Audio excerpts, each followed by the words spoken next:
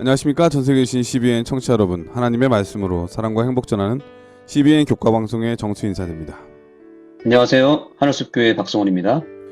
최근에 제가 아는 그 필리핀 교인 한 분이 정말 오랜만에 교회를 오셨습니다. 왜 이렇게 오랜만에 교회를 왔느냐고 물어보니까 어머니께서 당뇨 합병증으로 돌아가셔가지고 고향에 다녀오느라 교회를 못 왔었다, 이런 얘기를 하는 거예요. 제가 그 교우님을 위로하면서 이 합병증이 얼마나 무서운가, 그런 생각이 들었습니다. 이 합병증이라고 하는 것은 아시다시피 어떤 질병으로 기인된 2차 질병을 말하는 거잖아요. 이 하나의 원인이 두 개, 세 개의 원인을 제공함으로써 부차적으로 일어나는 그 질병을 의미하는 건데, 저는 이 믿음의 합병증도 마찬가지겠구나라는 생각이 들었습니다.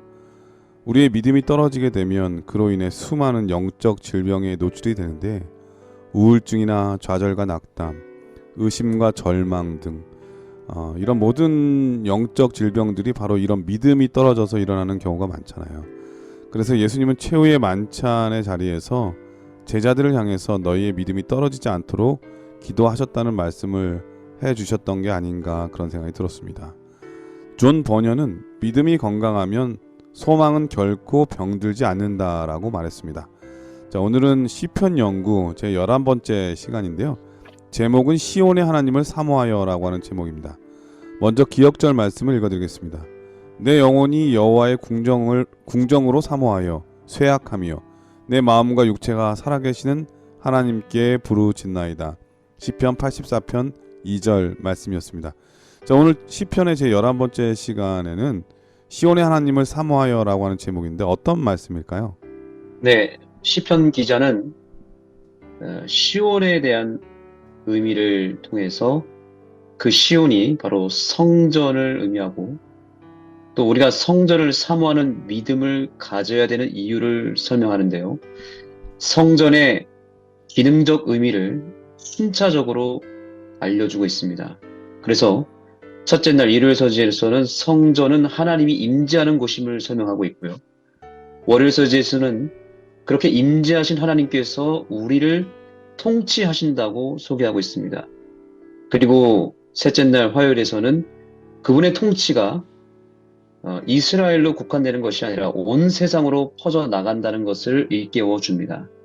그리고 이어서 그 다음 날은 성전은 또한 우리를 지켜주는 피난처와 같다.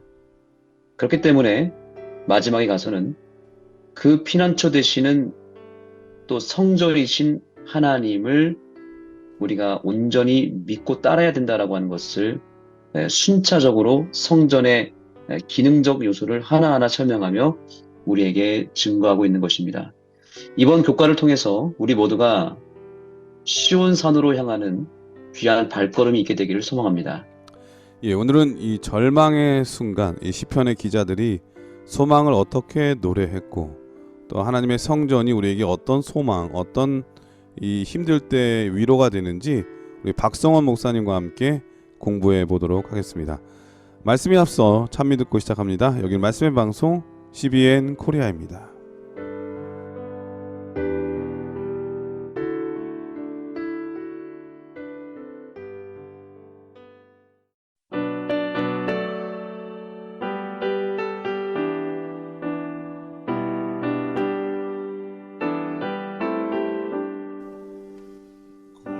걸음마다 주와 함께 숨 쉴 때도 주와 함께 언제든지 주와 함께 내 생활 모두 기도라 기도 시간 기쁨 넘쳐 하늘의 평화 마음에 차고 생명샘물 솟아나네. 찬미 잘 들었습니다. 1월 서지는 주의 성전에서의 한 날이 다른 첫날보다 나은즉이라고 하는 제목인데요. 어떤 말씀인가요? 네, 시편 84편의 근거가요. 하나님의 자녀들이 하나님의 전에서 어떠한 마음을 가져야 되는지를 알려주고 있습니다. 시편 기자는 성전을 사모하는 마음과 그 성전에서 어떠한 복을 우리가 받을 수 있는지를 소개하고 있는데요. 어, 왜 시편 기자는 우리가 성전에 거해야 되고 성전을 사모해야 되는지를 소개하는데 그 이유가 무엇일까요? 본문에 교과책에 나옵니다. 한번 읽어주시겠습니까? 하나님의 생생한 임재는 성전을 특별한 장소로 만든다. 예, 성전이 특별했던 이유가 분명히 있습니다. 그것은 무엇이라고 말하고 있죠? 하나님의 임재. 성전은, 성전은 하나님의 생생한 임재가 있는 곳이기 때문이라고 말합니다. 그 당시에는 실제로 하나님의 임재가 표현 그대로 생생하게 임했다고 합니다. 지금과는 조금 달랐겠죠. 그래서 성전에 가면 하나님의 임재를 눈으로 또 귀로 생생하게 느낄 수 있을 만큼의 그런 임재가 성전에서 일어났다는 것입니다. 목사님께서는 하나님의 임재를 생생하게 경험한 적이 있으신가요? 뭐 여러 번 그런 경험이 있다고 말씀드릴 수 있겠는데, 뭐 예를 들면 제가 그 고속도로에서 교통사고를 당한 적이 있었는데요. 차를 완전히 아, 폐차를 했거든요. 근데 저는 그 순간에 차가 낭떠러지 떨어지는 줄 알았어요, 저는. 근데 나중에 보니까 고속도로 한가운데 제 차가 뒤집혀가지고 제가 매달려 있더라고요. 와, 제가 안전벨트 풀고 제가 나왔어요. 그 뭐 와, 영화에서 이런 데 보면은 자동차가 막 터지기도 하고 폭발이 되기도 하잖아요. 그렇죠. 근데 보통은 그 정도 되면은 정신을 잃거나 뭐 이런 상황이 되는데 저는 타박상만 있고 전혀 다친 데가 없이 제 발로 걸어 나왔던 기억이 있어요. 뭐 아, 그런 경험도 있고 그런 비슷한 경험은 꽤 인생을 살면서 여러 번 있었던 것 같아요. 근데 저는 지금 생각해도 제 차가 완전히 폐차가 됐는데 바퀴는 하나 빠지고 그래도 제가 어, 하나도 다치지 않은 것은 하나님께서 저를 지켜주셨다고 하는 확신이 지금 들거든요. 맞습니다. 개개인적으로 이렇게 생생하게 하나님의 임재를 경험했던 그런 경험들, 기억들이 다 있을 것입니다. 기본적으로 성전의 가장 큰 기능은 바로 그곳에서 하나님의 임재를 경험하고 하나님과의 인격적인 만남을 갖게 된다는 데 있습니다. 이것은 오늘날 교회도 이와 동일한 기능을 가지고 있음을 알려주고 있는 것입니다. 교회에서 우리가 교회를 다니는 가장 큰 목적은 사실은 하나님을 만나기 위해서죠. 교회의 어떤 크기나 시설과 상관없이 이 땅에 수많은 교회가 있지만 그 수많은 교회의 수많은 사람들이 다니는 이유는 하나님의 임재를 경험하는 목적이 있는 것이고요. 그런데 그 중에서 어떤 교회는 하나님의 임재가 강력하게 느껴지는 교회가 특히 있는 것이고 또 그렇지 않은 교회도 더러 있는 것입니다. 그런 교회는 하나님 임재가 느껴지는 교회는 정말 입구에 들어서면서부터 뭔가 느낌이 다릅니다. 또 그런 교회의 예배는 정말 하나님의 임재를 그야말로 생생하게 느낄 수 있을 만큼 그런 어떤 분위기가 있다는 것입니다.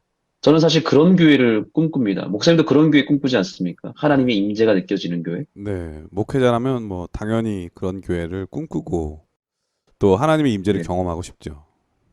예. 그래서 처음 오는 사람이라도 한 번 교회에 왔을 때 하나님의 임재가 정말 확실하게 느껴졌다는 그런 고백을 우리가 들을 수만 있다면 목회자로서 우리는 더할 나위 없이 정말 기쁘지 않겠습니까?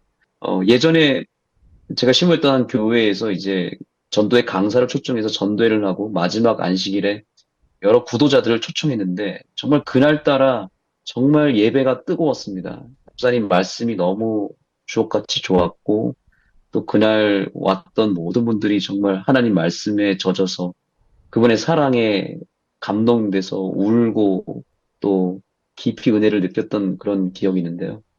예배를 마치고 딱 나가면서 한 구도자분이 정말 눈물을 글썽거리면서 목사님 오늘 예배가 제 마음을 울렸습니다. 뭔가 하나님의 임재가 느껴졌습니다. 이런 고백을 제가 들었을 때 정말 마음이 기뻤거든요. 그래서 오늘날에도 우리가 구약시대 못지않게 하나님의 성전을 상징하는 교회에서 얼마든지 하나님의 임재가 느껴지는 성령 충만한 예배가 지금도 일어날 수 있다는 것을 우리는 기억해야 됩니다. 그래서 매 안식일 우리가 찾는 교회에서 하나님의 임재가 느껴지는 예배가 꼭 이루어졌으면 좋겠습니다. 예배 속에서 하나님의 임재가 느껴지기 시작하면 시편의 기자처럼 성전을 영원한 거처로 삼아 하나님과 영원히 가까이 있기를 사모하게 될 것입니다. 하나님의 임재가 느껴질 때 말로 표현할 수 없는 감동과 행복이 밀려옵니다. 그런데 그 근본적인 이유가 있습니다. 그 이유가 무엇일까요? 이번 교과에 그 부분을 알려주고 있습니다. 읽어주시겠습니까? 예배자들은 하나님과의 관계에서 비할 데 없는 행복을 얻는다. 네, 여기 분명하게 짧지만 아주 명쾌하게 설명하고 있죠. 무엇에서 행복을 얻는다고요? 하나님과의 하나님과의 관계. 관계입니다. 우리가 하나님의 임재를 경험할 때 그 임재 속에서 우리는 비할 데 없는 행복을 경험하게 되는데 그 이유는 그 임재를 통해서 하나님과 내가 만나게 되고요.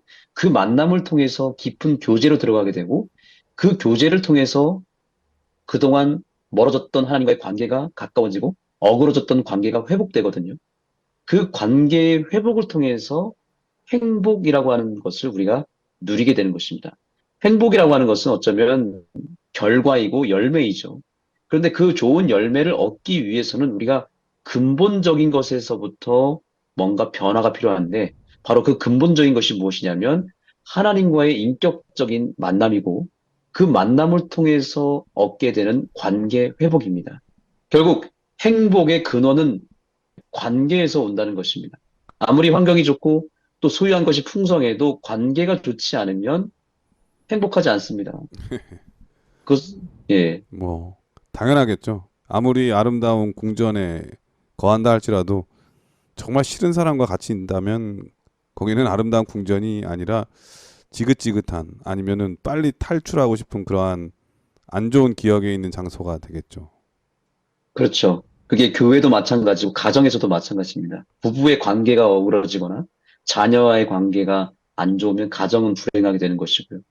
아무리 교회가 시설이 좋고 뭐 사람들이 많아도 그 안에서의 관계가 좋지 않으면 교회 생활은 정말 지옥 같은 곳이 되거든요. 이웃과의 관계, 또 직장에서 동료들과의 관계도 매우 중요합니다. 그런데 이 모든 인간 사회 속에서 얻는 관계들을 회복시키기 위해서는 가장 먼저 하나님과의 관계가 회복되는 것이 우선되어야 된다고 오늘 저자는 말하고 있습니다. 그러기 위해서는 우리가 하나님의 임재가 강력하게 임하는 성전을 찾는 것은 상당히 중요하다는 것입니다. 어떤 사람은 이렇게 얘기합니다. 아, 교회 가서 뭐 하냐고. 교회 가면 뭐 밥을 줍니까? 돈을 줍니까? 뭐 이렇게 비아냥거리는 사람이 있습니다. 게다가 코로나 시기 때 특히 사람들은 코로나 핑계를 대고 교회를 멀리하고 다니지 않고 온라인으로 드리기도 했죠.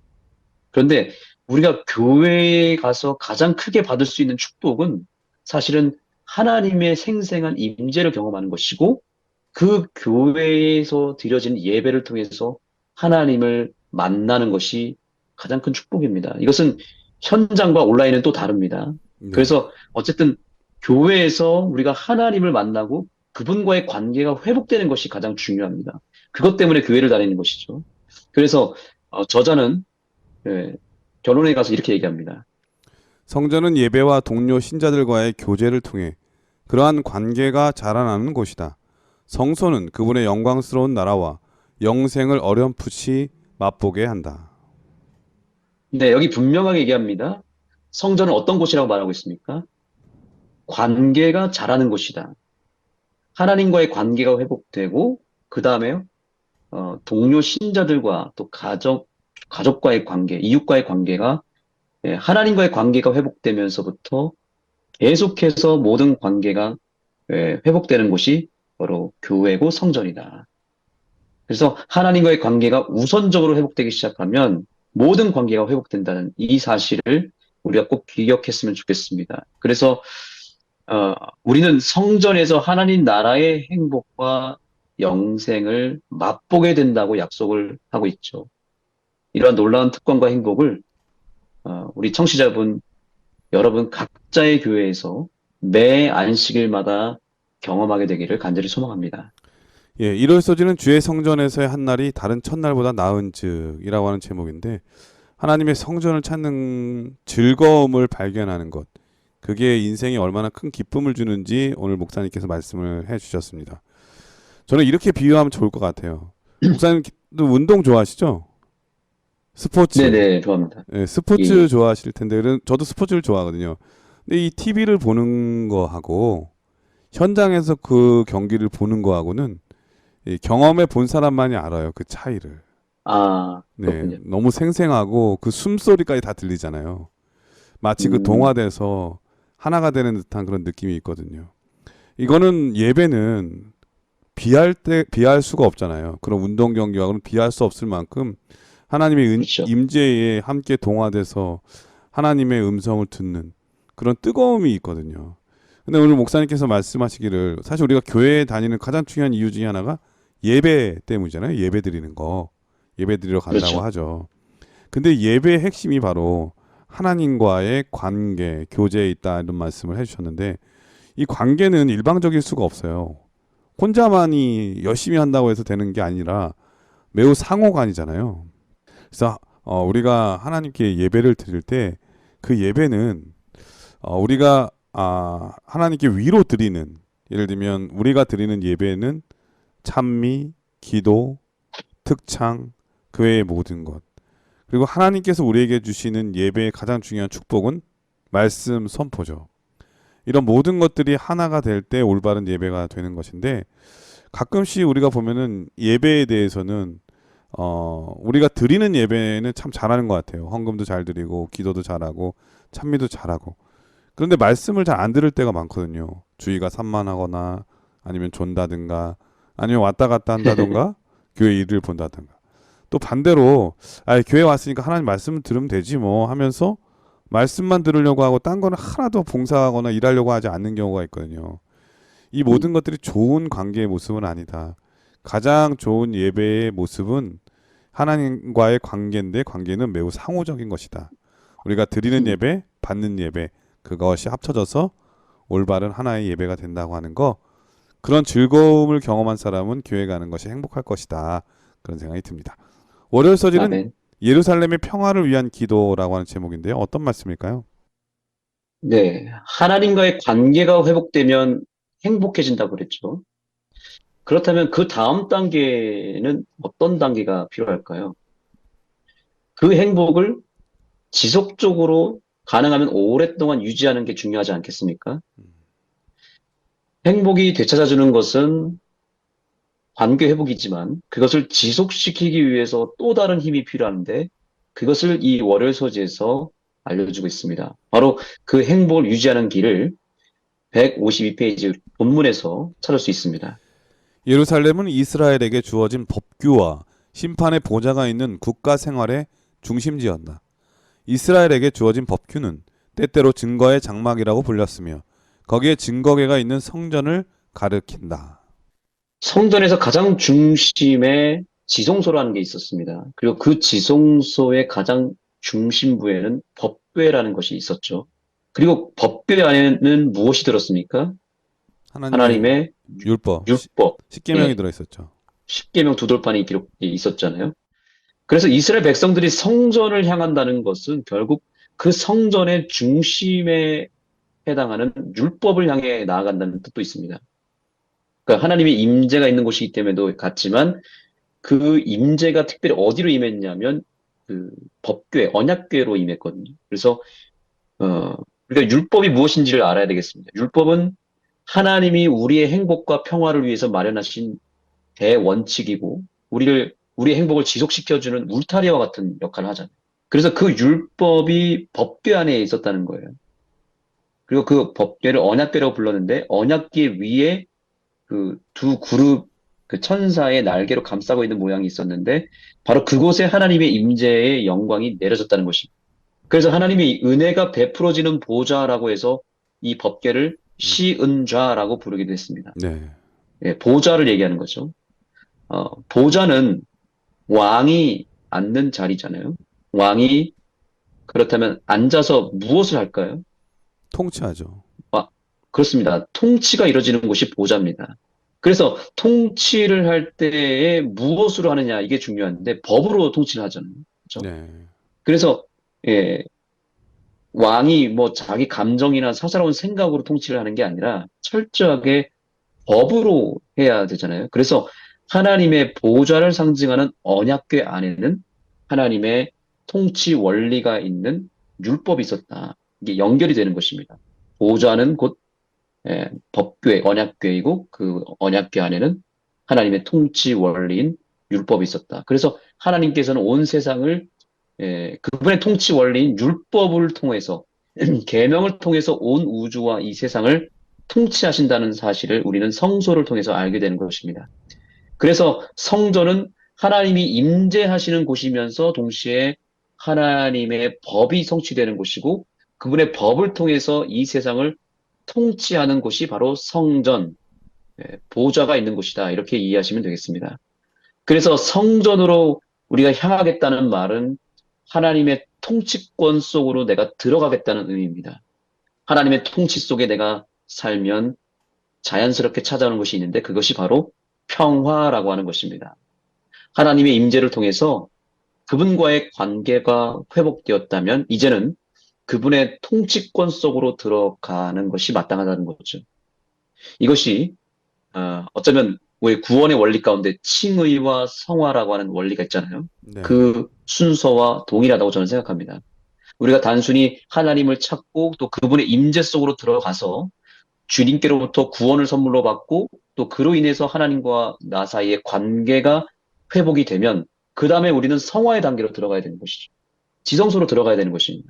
그래서 지성소로 들어간다는 의미는 그분의 통치권을 내가 인정하고 그 통치권에 내 인생을 맡긴다는 뜻이고 그 통치의 원리인 하나님의 율법 위에 내 삶을 올려놓겠다는 뜻이 되는 것입니다. 그렇게 될 때 자연스럽게 우리는 평화라고 하는 축복을 받게 되는 것입니다.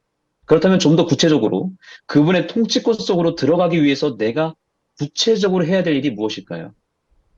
그것이 바로 이번 월요일 서지의 제목에서 그 힌트를 얻을 수 있는데 바로 평화를 위한 기도입니다. 즉 우리가 평화를 얻으려면 하나님께서 나를 통치해 주셔야 되는데 그렇다면 우리는 그 통치권 안으로 들어가야 되지 않겠습니까? 하나님이 우리를 얼마든지 그분의 의지와 능력으로 우리를 통치하실 수는 있지만 조건이 하나 있습니다. 그것은 우리가 동의를 해줘야 됩니다. 우리가 선택해야 되고 동의를 해줘야 되고 마음을 열어야 되는데 그것을 하는 행위가 바로 기도인 것입니다. 오늘 본문의 152페이지에서 이렇게 얘기합니다. 예루살렘의 평화를 위해 기도하는 것은 도성과 주민들에게 하나님의 복을 받게 하고 예배자들 사이에 평화가 있게 하여 그들을 하나로 연합하게 한다. 네, 감사합니다. 성경에서 말하는 평화는 뭐냐면 연합입니다. 하나님과 내가 연합하고 그로 말미암아 사람과 사람끼리 백성들이 연합하는 것이죠.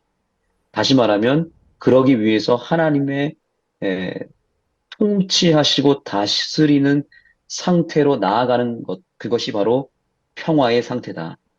그래서 하나님의 통치를 우리가 통치권 속으로 들어가면 평화가 찾아오지만 벗어나게 되면 어떻게 될까요? 평화가 사라지게 되는 것입니다. 그래서 그분이 친히 나라와 백성, 무엇보다 우리 개개인의 마음까지도 다스리심으로 말미암아 평화가 찾아오도록 우리가 해야 될 일은 기도라는 것입니다. 결국 기도란 우리의 통치권을 하나님께 맡기는 행위가 기도입니다. 오늘 교재의 정로계단 49페이지에 이 부분을 이렇게 설명하고 있습니다. 그대들이 사모하는 바는 평안, 곧 마음속에 하늘의 용서와 평안과 사랑을 얻는 것이다. 이것은 돈으로 살 수 없고 지력으로도 얻을 수 없고 지혜로도 구할 수 없나니 그대 자신의 노력으로는 그것을 도무지 얻기를 바랄 수 없는 것이다. 그러나 하나님께서는 이것을 돈 없이 값 없이 선물로 제공하신다. 만일 그대들이 손을 내밀어 붙잡기만 하면 그것은 그대들의 것이 된다. 네, 감사합니다. 우리가 성전에서 해야 될 일이 분명해졌습니다. 그것은 뭐냐면 개인을 위한 기도는 우리 각 개인의 마음의 보좌에 주님을 모시고 그분이 나를 통치하시도록 내 주권을 주님께 내어주는 행위를 해야 되는 것이고요. 또 우리의 가정과 또 우리의 교회의 평화를 위한 기도는 우리 가정의 그리고 우리 교회의 통치권을 주님께 드리는 행위로 연결되는 것입니다.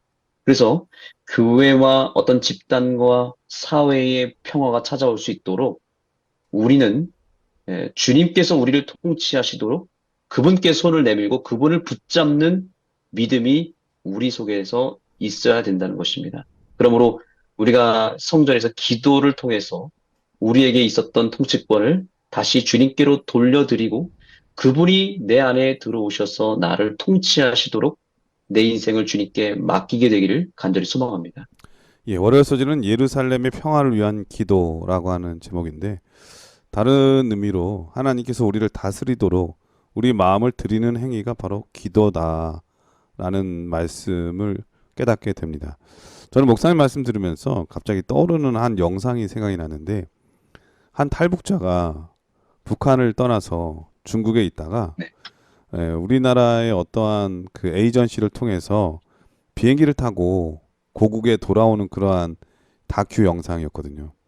근데 이 사람이 비행기 타고 또 비행기가 떠서 날아가는 동안도 여전히 마음속에 불안한 것입니다. 아, 과연 내가 평화의 땅에 자유의 나라에 갈 수 있나? 그래서 마침내 이제 공항에 딱 도착하는 순간에 내가 한국에 왔구나, 자유의 나라에 왔구나 하는 그 표정이 얼굴에 이제 영상에 찍혔는데 그 모습이 아직도 저는 잊혀지지가 않아요. 아, 이게 바로 평화를 누리는 사람의 얼굴이겠구나. 우리가 죄된 세상에서 되게 불안하잖아요. 더 나은 자유하고 싶은 행복을 누리고 싶은 평안을 누리고 싶은 마음이 강한데 우리가 스스로 할 수 없을 때에 이 하나님께서 주시는 그 기쁨을 이 성전을 찾을 때마다 느낄 수 있는 그 표정이 바로 그 표정이 아닌가 그런 생각이 많이 들었거든요. 예, 하나님의 아멘. 성전 속에서 이러한 평안을 날마다 누림으로 행복이 지속되는 여러분들의 삶이 됐으면 정말 좋겠습니다. 화요일 소지는 시온 열방의 본향이라고 하는 제목인데 어떤 말씀일까요? 네, 지금 이 일요일 서지부터 계속해서 이 성전의 의미와 기능들이 점진적으로 설명되어지고 있고 그 내용들이 다 연결되고 있다는 것을 염두에 두셔야 됩니다. 자, 먼저 성전은 아까 하나님이 임재하시는 곳이라고 그랬죠. 그리고 그 임재의 목적은 우리가 전 시간에 배운 대로 이 세상을 통치하기 위함입니다. 그리고 그 통치의 원리는 하나님의 율법이라고 그랬습니다. 그 율법이 언약궤 안에 있었으므로 하나님의 임재는 그 언약궤 위로 임했다는 것이죠. 그 언약궤는 하나님의 통치가 이루어지는 장소인 보좌를 상징한다라는 사실입니다. 이제 그 보좌에 앉으신 하나님이 본격적으로 통치를 하시는 모습을 시편 87편에서 시편 기자는 찬양하고 있습니다. 하나님의 통치는 시온에서 이루어진다고 말합니다. 시온은 사실 하나님의 성전이 있는 예루살렘 도성의 넓은 개념의 이름입니다. 그러니까 시온과 예루살렘 또 성전 다 같은 개념이라고 보시면 됩니다. 이름만 바뀌었을 뿐입니다. 그런데 그 시온에서 하나님이 통치하시고 그 능력이 이제 그 영향력이 온 땅으로 퍼져 나가는 모습을 성경은 묘사하고 있죠. 오늘 교재 154페이지에서도 이렇게 표현하고 있습니다. 시온은 온 세상을 다스리시는 주님의 주권을 상징하며 영적 본향으로서 온 세상의 백성을 이끌어 하나님의 백성을 시온의 자녀로 다시 태어나게 한다. 네. 이 세상 모든 나라와 백성들은 다 하나님의 통치와 하나님의 주권 속에 있다는 말입니다. 그래서 모든 민족들이 심지어 하나님께로부터 나왔고 그들 역시 하나님의 법 아래 있을 때만 행복하도록 세움을 받고 창조를 받았다는 것입니다. 여기 시온의 영광 또 빛이라고 하는 표현들이 나오는데 이것을 유심히 볼 필요가 있습니다. 영광 혹은 빛에 대한 영적인 의미가 무엇인지 혹시 목사님 아십니까? 빛은 그 하나님께서 우리에게 말씀하시기로는 너희들의 선한 행실이다. 하나님의 품성을 그대로 보여주는 것, 그것을 말하는 게 아닐까요? 예, 맞습니다. 예수님께서도 말씀하셨죠. 너희는 세상의 빛이다라고 말씀하셨을 때 그 빛의 의미가 무엇이냐면 너희의 착한 행실이 그 빛이다라고 말했죠. 그래서 빛이라고 하는 것은 영적으로 결국 하나님의 거룩하고 의로운 품성과 그분의 이타적인 사랑을 말하는 것입니다. 그것을 이제 좀 더 고상한 표현으로 하면 하나님의 영광이라고 말할 수 있습니다. 그래서 모세가 출애굽기 33장에 보면은 주의 영광을 내게 보이소서라고 했을 때에 하나님이 보여주신 게 뭐였냐면 어떻게 그 영광을 보여주셨냐면 하나님의 그 선한 형상을 지당하게 하십니다. 그래서 그 모세가 표현하지 않습니까? 노하기를 더디하시고 또 인자하시고 이런 하나님의 그 아름다운 품성을 고백하죠. 그래서 그분의 선한 형상 또 선하고 이타적인 사랑의 품성이 곧 빛이고 그것이 영광이라고 우리는 결론 지을 수 있습니다. 그래서 이런 맥락을 가지고 오늘 본문 154페이지에 있는 이 표현을 이 구절을 한번 보시기 바랍니다. 시온의 영광을 모든 나라를 하나님께로 이끌며 그렇게 하나님의 나라의 경계는 온 세계로 확장된다. 시온이 주님을 구주로 영접하는 모든 민족의 영적 근원지로 묘사될지라도 하나님께서는 다른 민족을 열등한 민족으로 대하지 않으심을 기억하라. 네, 이 글을 통해서 우리는 이 시온의 영광, 하나님의 영광이 어떤 특징과 힘을 가지고 있는지 알 수 있습니다. 일단 하나님의 영광이 모든 민족을 이끌어 온다고 말하고 있습니다. 그들이 다 주님을 영접하는 놀라운 역사를 이 영광의 빛을 통해서 우리가 성전에서 일어났다는 것이고 오늘날 우리가 또한 교회에서 경험할 수 있어야 된다고 말하고 있죠.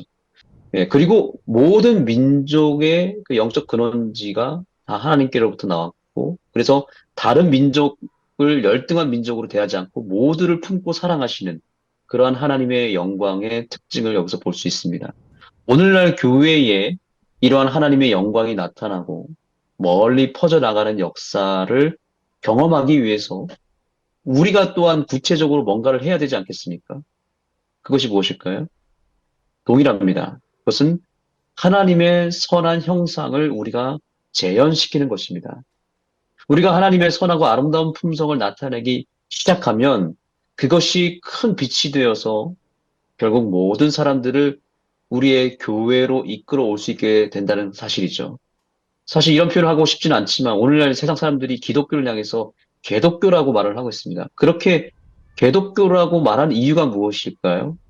그것은 하나님의 영광이 사라져 버렸기 때문이라고 생각합니다.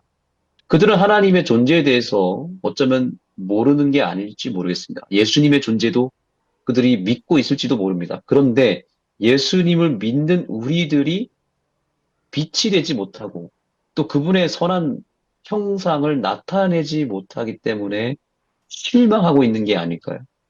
그래서 우리의 삶을 통해서 그분의 선한 형상이 나타나야 된다는 것을 잊지 마시기 바랍니다.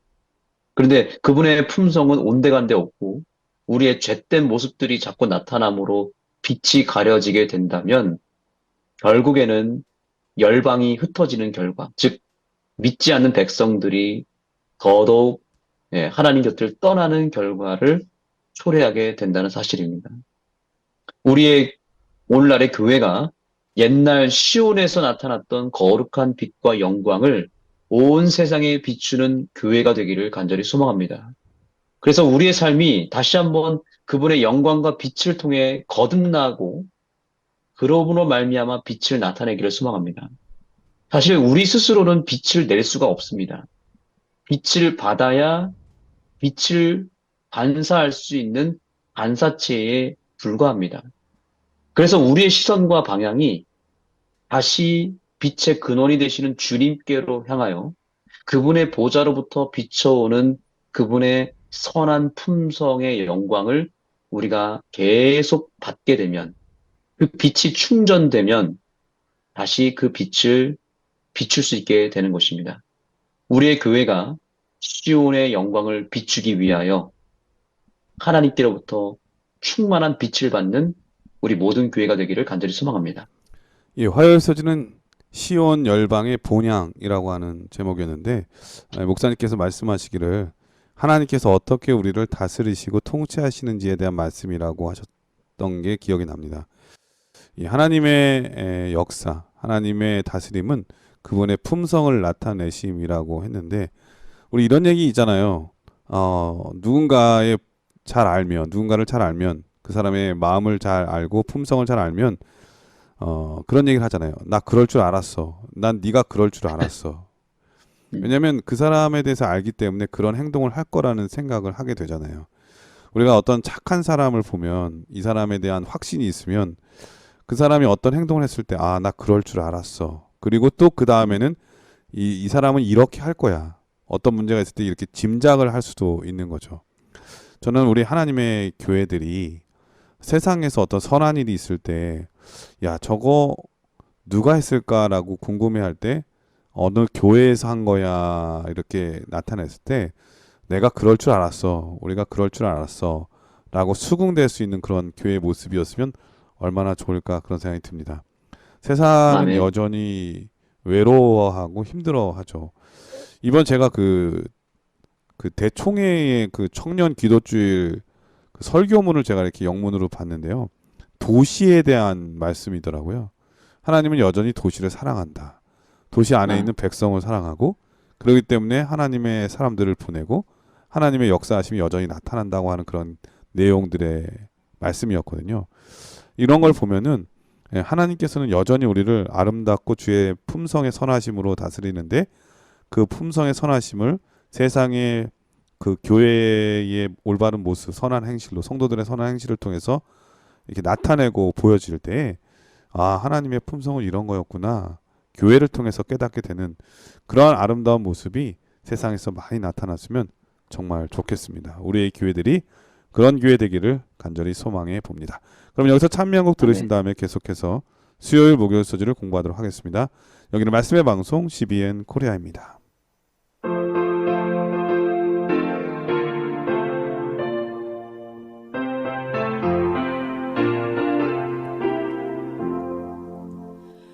구름 덮이고 풍랑일 때에 너의 덫이 든든히 견딜까.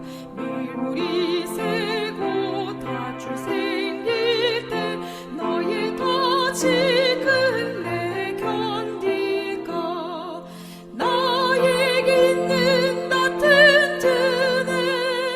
큰 풍랑 칠 때의 견딤은 반석 같은 주의 사랑이 깊이 박혀서 튼튼함일세. 예, 수요일 소지는 시온의 안전과 평화라고 하는 제목인데요. 어떤 말씀일까요? 네, 하나님의 성 시온의 또 다른 중요한 기능을 여기서 소개하고 있는데 그것은 바로 피난처라는 것입니다. 시편 46편 1절에 보면요. 하나님은 우리의 피난처시요 힘이시니 환난 중에 만날 큰 도움이시라.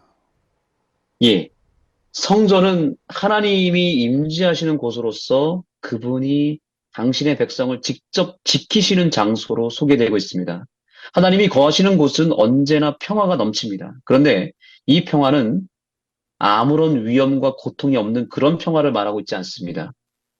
사실 우리가 교회를 다닌다고 해서 항상 좋은 일만 일어나고 항상 건강하고 항상 형통할까요? 그렇지 않습니다. 교회를 다녀도 산전수전 다 겪는 경우가 있습니다. 오히려 세상 사람들보다도 더 못할 때도 있을 수 있습니다. 그런데 어떻게 하나님이 우리의 피난처가 될 수 있고 주의 성전이 안전과 평화의 상징이 될 수 있을까요? 어, 오늘 교재 156페이지에서 그 해답을 찾을 수 있습니다. 완전한 피난처이신 주님은 시온의 변함없는 평화와 안전의 원천이다. 예. 주님께서는 변함없는 우리의 피난처가 되신다고 말합니다. 이것은 진리입니다. 우리의 상태와 우리의 어떤 감정과 기분과 우리의 선입견과 상관없이 우리의 피난처 되시는 주님은 여전히 우리와 함께 하신다는 사실이고 또 그 하나님이 우리의 피난처가 되신다는 것이죠. 그런데 우리가 그 사실을 잊어버리거나 믿지 못할 때 우리의 마음에 염려와 번민이 찾아오는 것이죠. 그것을 우리는 시련 혹은 재앙이라고 말하는 것입니다.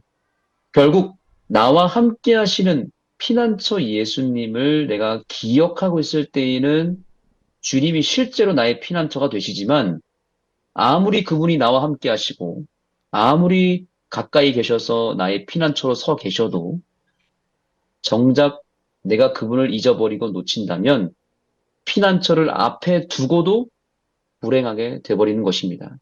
그래서 오늘 교재에서는 이렇게 계속 설명하고 있습니다. 아무리 나쁜 일이 일어나도 하나님은 여전히 세상 가운데 계시며 우리가 이 중요한 진리를 알 때 개인적인 희망과 격려를 얻을 수 있다. 예. 여기서 중요한 메시지는 무엇입니까? 여전히 하나님이 나와 함께 계신다는 것을 알 때, 이게 알 때라는 표현이 중요하죠. 알아야 한다는 겁니다. 그것을 알 때, 그 다음이 중요한데요. 아, 개인적인 희망과 격려를 얻는다는 사실입니다. 우리가 아는 것이 힘이다 이런 말을 하잖아요. 알아야 삽니다. 저는 개인적으로 이런 구호를 외치고 싶어요. 내가 알면 내가 행복하다. 이번 교과를 준비하면서 이게 한번 구호를 정해봤는데요. 목사님도 한번 해보시겠습니까? 내가 알면 내가 행복하다. 네, 감사합니다. 예. 내가 알면 남이, 내가 아는 게 남에게 가는 게 아니라 나에게 다 들어온다는 것이죠. 그 복이. 남이 아무리 깨달아도 그 남이 깨달은 것이 나에게 오는 것이 아닙니다. 내가 깨닫지 못하고 있으면 다른 사람들이 아무리 깨닫고 있어도 여전히 나는 불행한 것이죠. 그런데 하나님이 어떤 분인지를 내가 알면 내가 복을 받는 것입니다. 하나님이 나와 함께 하시면서 무엇을 하시고 나를 위해서 어떤 도움을 주시는지를 정말 세세하게 그리고 깊이 깊이 알면 알수록 우리는 엄청난 은혜를 받게 되는데 바로 다음과 같은 은혜를 경험하게 될 것입니다. 세상은 혼란스러울지라도 하나님의 백성은 안전하다. 그들의 평화는 시련이 전혀 없기 때문이 아니다. 하나님은 당신을 신뢰하는 자녀에게 평화의 선물을 주시기 때문에 그분을 전적으로 신뢰할 때 하나님의 자녀는 폭풍우 가운데서도 평안하고 안전할 수 있다. 네, 이러한 복을 받을 수 있다는 것이죠. 제자들이 폭풍 속에서 죽게 됐을 때 그 배 안에는 아주 평안한 가운데 주무시는 한 분이 계셨습니다. 바로 예수님이시죠. 그런데 그 예수님이 계신지조차 까맣게 잊어버리고 그냥 주무시게 내버려 둔 상태로 그 폭풍과 싸웠던 제자들은 거의 죽게 되었습니다. 그러나 그 무서운 고난의 파도가 잠잠하게 된 결정적인 순간은 언제였는가? 바로 그 배 안에 잠들고 계셨던 예수님을 깨우는 순간이었습니다. 아니, 예수님이 계시다는 것을 아는 순간부터 제자들을 뒤덮었던 파도는 더 이상 고난의 파도가 되지 못했습니다. 우리 안에 우리 주님께서 계십니다. 그런데 우리가 그분의 존재를 인식하지 못하고 있을 때에 그분은 잠들어 계십니다. 우리 안에 잠들어 계시는 예수님을 이제 깨울 때가 되었습니다. 그분은 항상 우리 곁에 계셔 왔습니다. 단지 우리가 그분의 존재를 잊어버리고 그분이 아예 없는 것처럼 여겼기 때문에 우리가 스스로 고생을 자초한 것이죠. 그러나 이제는 그분이 내 안에 계심을 우리가 알고 깨닫게 되기를 소망합니다. 내가 이미 피난처 속에 있음을 잊지 마시기 바랍니다. 교회는 바로 그러한 하나님을 배우는 곳이고, 교회란 우리 안에 잠들어 계시는 예수님께 부르짖고 그분을 깨우는 곳이 바로 교회인 것임을 잊지 마시기 바랍니다. 예, 수요일 소지는 시온의 안전과 평화라고 하는 제목이었는데요. 우리 믿는 사람들은 아무 일이 일어나지 않고 늘 좋은 일, 행복한 일만 일어나는 그런 삶이 아니라 이 고난 중에도 시련 중에도 그 고난과 시련을 어떻게 대하는지 또 어떻게 해결할 수 있는지 어떻게 헤쳐나갈 수 있는지에 대한 것을 배우는 그러한 모습, 그것이 바로 이 그리스도인의 모습이 아닌가 그런 생각이 듭니다. 베드로와 예수님의 제자들이 갈릴리 바다에 배를 타고 건너가려고 했을 때 전에 경험해보지 못한 엄청난 폭풍우를 맛봤잖아요.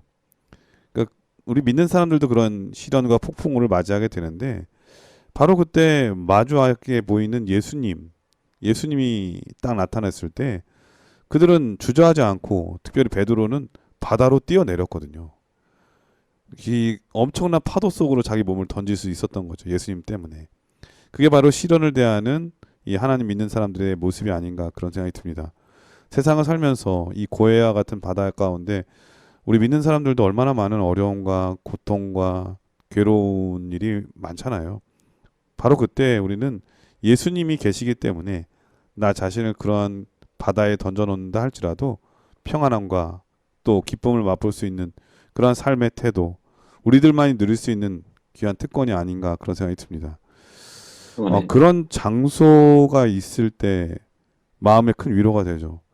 사람이 지치고 힘들고 괴로울 때 마음을 풀 수 있는 장소가 있는 거 큰 복이 되잖아요. 저 같은 경우에는 중고등학교 다닐 때 그 학교에 이 망우산 기도의 동산이 있었거든요.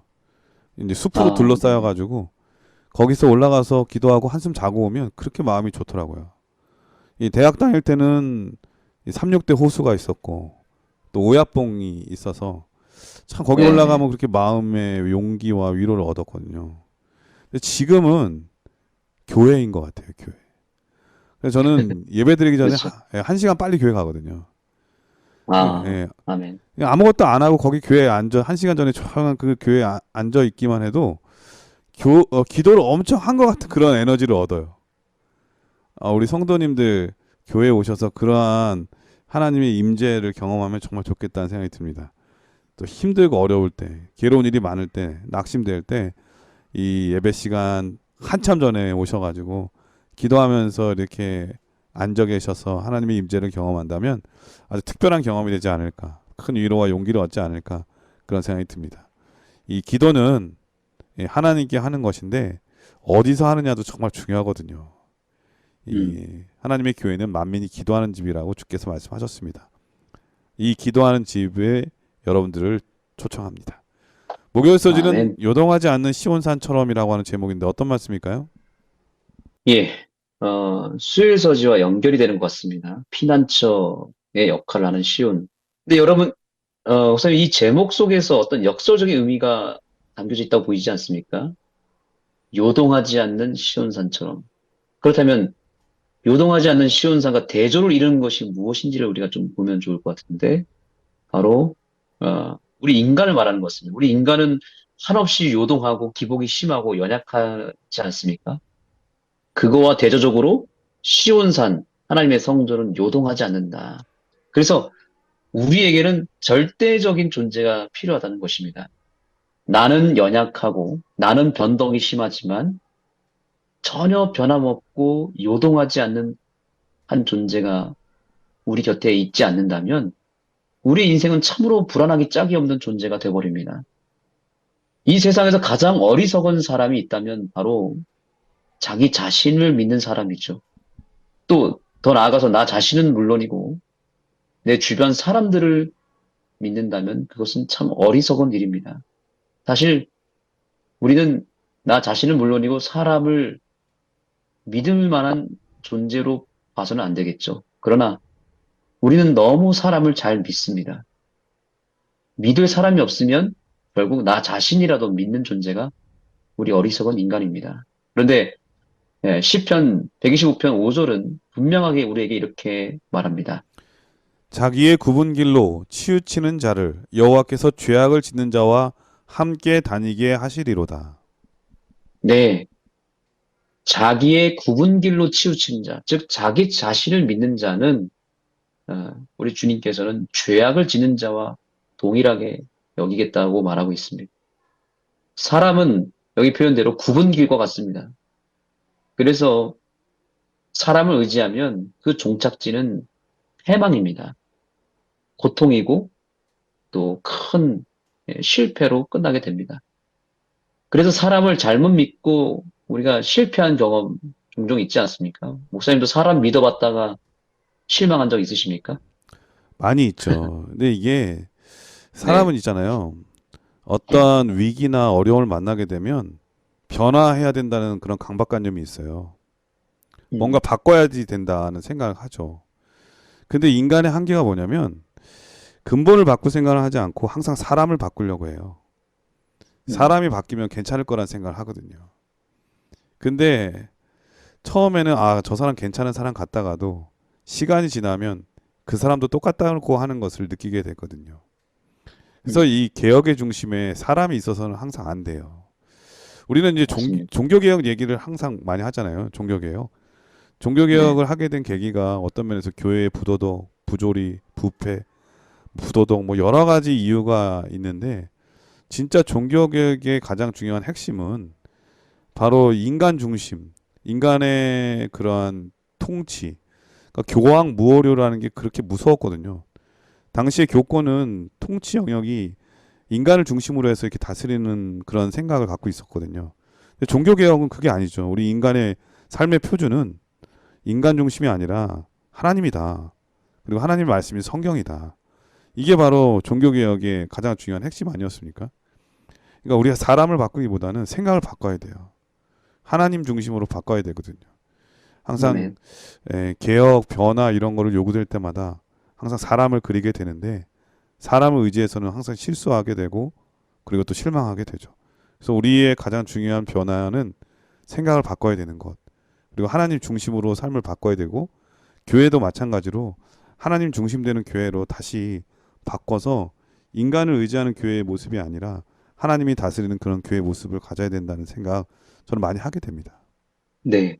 그래서 오늘 시편 125편 목사님 말씀대로 우리에게 하나님만을 신뢰된다 이렇게 얘기합니다. 한번 읽어주시겠습니까? 25편 1절입니다. 여호와를 의뢰하는 자는 시온산이 요동치 아니하고 영원히 있음 같도다. 아멘. 우리가 하나님만을 의지해야 되는 이유가 분명하지 않습니까? 세상에 믿을 존재는 없다는 것입니다. 다 요동하고, 다 영원하지 못하고, 흔들리고, 연약하고, 결국 다 무너지는 존재들 뿐이라는 거죠. 우리는 누군가를 믿어도 요동치 않고, 또 변하지 않고, 악하지 않으면서도 영원한 존재를 믿어야 되거든요. 그런데 그런 존재는 누구밖에 없겠습니까? 하나님밖에 없죠. 우리 주님 외에는 없습니다. 그런데 우리에게는 그럼에도 불구하고 주님에 대한 불신과 의심과 염려의 마음이 계속 차오르고 있습니다. 이게 사단이 주는 생각이죠. 하나님에 대해서 여전히 사람들은 의심을 많이 합니다. 뭐, 보여주면 믿겠다고 말하고, 또, 하나님이 존재하시면 왜 이 세상이 이렇게 악하고 불행하냐? 왜 이렇게 어둡고, 왜 이렇게 이 세상에 악한 일들이 벌어지느냐? 이렇게 따져듭니다. 또, 하나님이 정말 계시는데 왜 교회가, 오늘날 교회가 이 모양 이 꼴이냐? 이렇게 비아냥거리는 사람도 있습니다. 실제로 하나님을 믿지 않는 사람들은 다 이런 얘기 합니다. 그런 핑계로 하나님을 일부러 안 믿습니다. 그래서 다들 돈을 믿고 삽니다. 또 술에 취해서 잊어버리려고 합니다. 또 사람들끼리 어울려서 자기들끼리 똘똘을 뭉쳐서 하나님의 존재를 일부러 잊으려 하고 또 세상의 쾌락에 의존하며 살아갑니다. 우리에게는 좀 더 큰 믿음과 지혜가 필요한 시대입니다. 정로의 계단 106페이지에서는 그러한 우리들의 어리석음을 이렇게 꼬집습니다. 하나님의 신비를 이해할 수 없다고 해서 하나님의 말씀을 의심할 이유는 없다. 우리 지식 범위 이상의 신기한 것들이 도처에 있다. 우리가 이해할 수 없는 신비한 것들이 있는 것을 보고 이상히 여길 것인가? 문제는 순전히 인간의 생각이 좁고 약한 데 있다. 하나님께서 성경 가운데 그 신비가 신령한 것이라는 충분한 증거를 우리에게 주셨은즉 우리가 그의 섭리의 모든 신비를 깨달을 수 없다고 하여서 그의 말씀을 의심할 것이 아니다. 정말 뼈 때리는 말씀이죠. 하나님을 우리가 유한하고 좁은 우리의 머릿속에 가둬놓고 판단하고 이해하려고 하지 말라는 것입니다. 변덕이 심하고 또 굉장히 감정적이고 요동치는 그 좁은 시야를 가진 우리가 하나님을 다 이해한다는 것은 애초에 불가능하거든요. 제가 늘 얘기하는 게 그거잖아요. 우리가 하나님을 네. 다 이해한다면 그분이 하나님이 아니시거나 내가 하나님이거나 둘 중에 하나라고. 그렇죠. 예. 그러니까 우리는 지금 자기 모습 속에 사는 거예요. 아, 하나님 내가 아무리 생각해도 인간의 어떤 과학과 지능을 다 동원해도 하나님의 존재에 대해서 우리는 찾을 길이 없기 때문에 하나님 안 계신다. 이게 말이 안 되는 것이죠. 저희 그 딸아이가 가끔씩 집에서 이제 혼자서 숨바꼭질을 막 진행을 하는데요. 자기가 다 숨어놓고 같은 그 공간, 그 거실 안에 있으면서 뭐라 그러냐면 딱 숨어놓고 뭐라고 하냐면 아빠 나 어디 있게 이렇게 얘기합니다.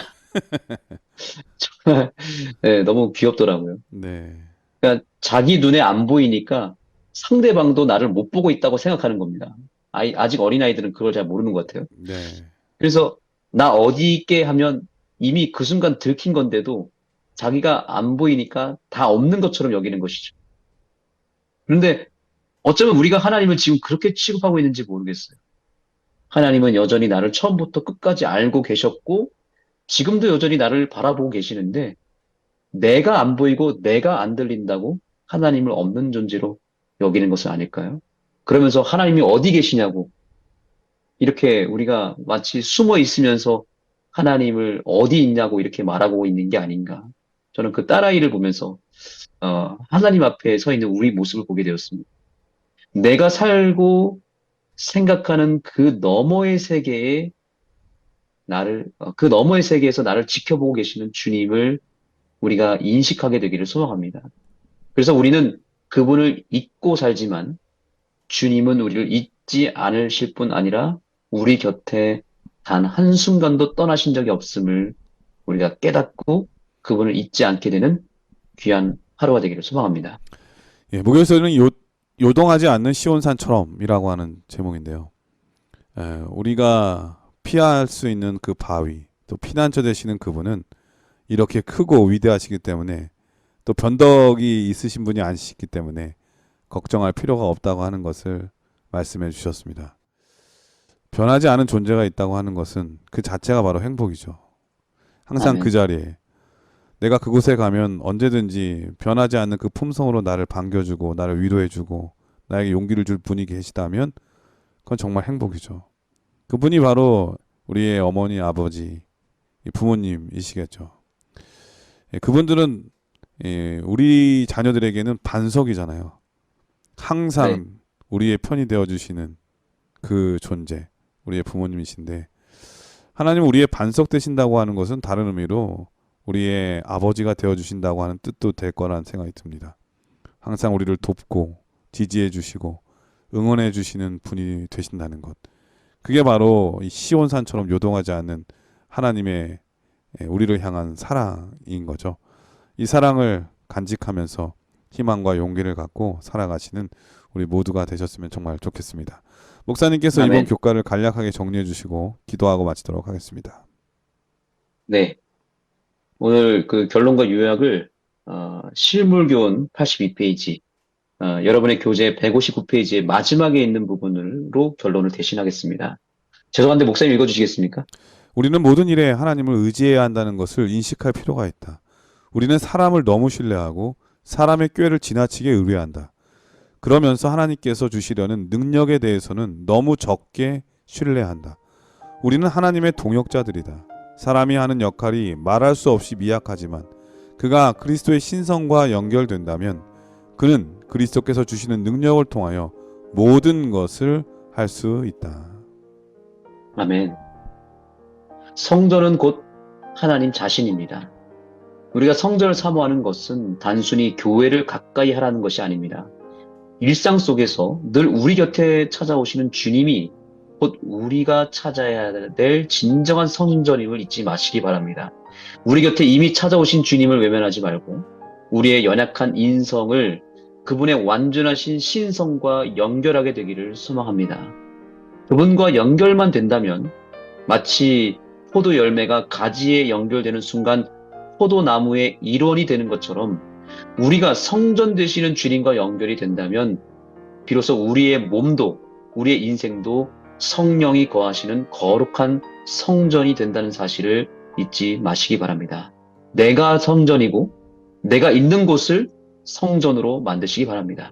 이번 교과의 제목처럼 시온의 하나님을 사모하는 우리 모든 청취자분 되시기 바랍니다. 예, 목사님께서 기도해 주시고 교과를 마치도록 하겠습니다. 시온산처럼 우리를 보호하시는 아버지 하나님 감사합니다. 아멘. 악인이 번성함으로 시험이 많고 걱정하고 고민하는 일도 있지만 시온산을 향해 눈을 듭니다. 주님, 우리의 마음을 붙잡아 주시고 걸음마다 도와주심으로 우리의 어려움을 이겨낼 수 있도록 역사하여 주시옵소서. 아멘. 예수님의 이름으로 간절히 기도드립니다. 아멘. 네, 전 세계 시인 12엔 청취자 여러분, 테레사 수녀가 한 말 중에 이런 말이 있습니다. 말해야 할 때 말하지 않으면 비겁의 때가 끼고, 나누어야 할 때 나누지 않으면 탐욕의 때가 끼고, 놓아야 할 때 놓지 않으면 고통의 때가 끼고, 기뻐할 때 기뻐하지 않으면 슬픔의 때가 끼고, 즐거워해야 할 때 즐거워하지 않으면 근심의 때가 끼고, 사랑해야 할 때 사랑하지 않으면 후회라는 인생의 때가 낀다라고 하는 말이 있습니다. 물론 우리가 다 때가 많은 인생들이죠. 그러나 우리를 깨끗게 하시고 아름다운 새하얀 세마포 옷으로 입혀서 깨끗게 하시는, 의롭게 하시는 예수님을 의지하면서 매일매일이 소망과 기쁨으로 가득 채워지는 여러분들의 삶이 되기를 간절히 축원드립니다. 건강하시고요. 다음 주에 저희는 더 좋은 모습으로 여러분을 찾아뵙도록 하겠습니다. 안녕히 계십시오. 안녕히 계세요.